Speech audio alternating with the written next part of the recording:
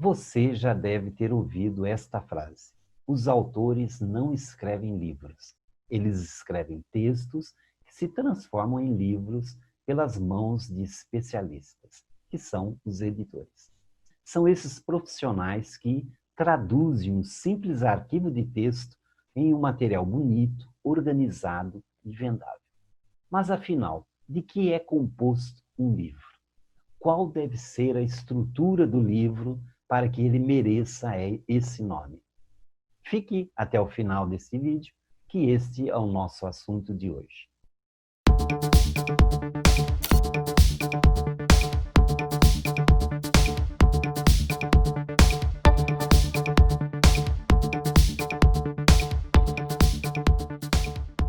Olá, eu sou Israel Fogel e você está no canal do Escritor de Sucesso. Se você ainda não se inscreveu, inscreva-se, dê um like, ative o sininho e compartilhe em sua rede social. O que é um livro? Um livro é uma tecnologia. Nem sempre esse objeto tão banal para nós teve o formato que conhecemos. E há critérios que estabelecem diferenças entre materiais impressos. Por exemplo, a Unesco define que livro é um impresso com miolo entre capas que possua mais de 49 páginas. Se não for isso, não teremos um livro, mas um folheto. Controverso, não? Não apenas a Unesco, mas outros órgãos e instituições definem qual deve ser a estrutura de um livro. Geralmente, considera-se o livro impresso a despeito da existência cada vez mais forte do e-book. Segundo a Associação Brasileira de Normas Técnicas, ABNT, um livro tem, além do texto propriamente dito, os paratextos, que são elementos que vêm antes ou depois do texto principal. Vejamos os elementos mais importantes que costumam aparecer nas obras de muitos escritores. Capa e contracapa, ou a quarta capa.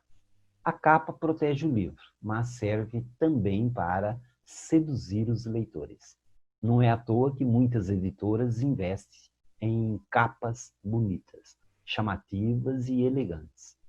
Geralmente são feitas de material mais duro, mais resistente, de gramatura maior que a do miolo do livro, justamente para mantê-lo protegido e conservado.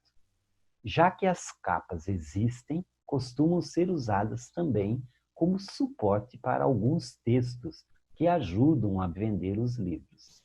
Textos nas contracapa, trechos instigantes da obra, dados do autor.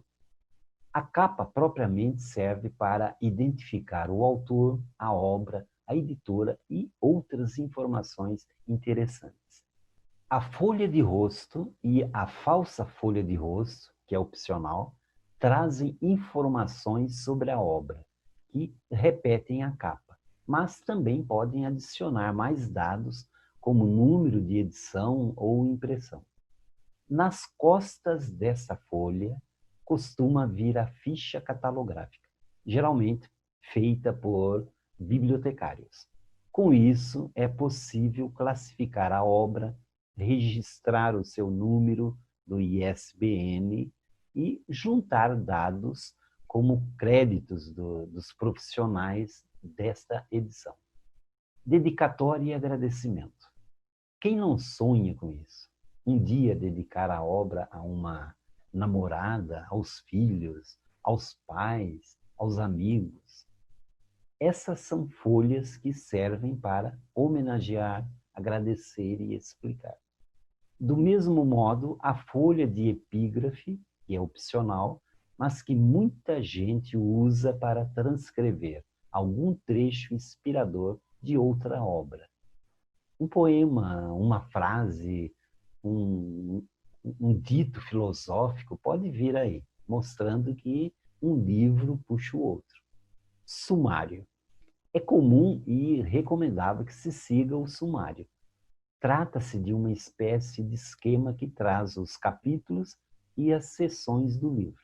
com seus títulos e numeração da página.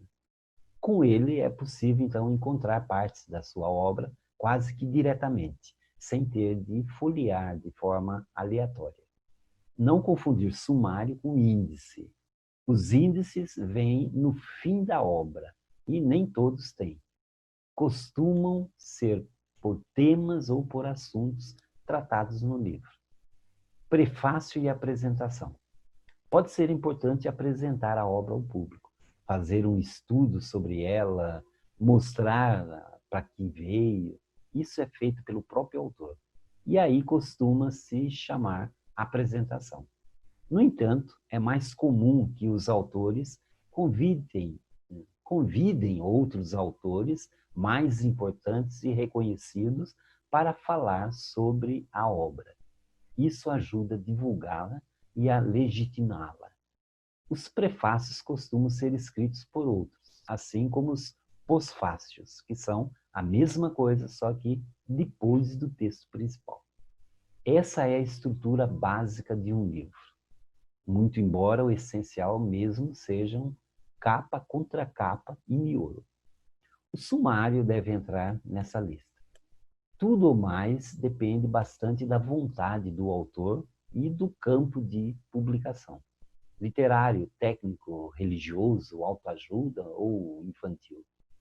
O planejamento de tudo isso é bem importante para que um livro chegue ao seu público e tenha a devida atenção. Bem, por hoje é só. Se você ainda não se inscreveu, inscreva-se, dê um like, ative o sininho e compartilhe em sua rede social. Um beijo no coração e até o nosso próximo encontro.